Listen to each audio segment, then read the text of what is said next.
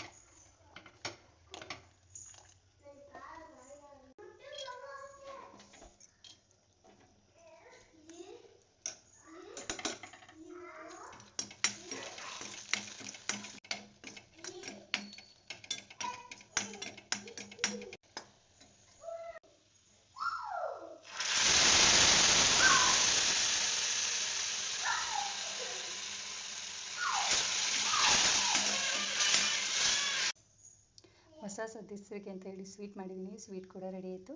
ಬನ್ನಿ ಹೊಸ ಸದಸ್ಯರು ನೋಡಿಕೊಂಡು ನೀವು ಕೂಡ ಅವರಿಗೆ ಮಾತಾಡಿಸ್ಕೊಬರೋರಂತೆ.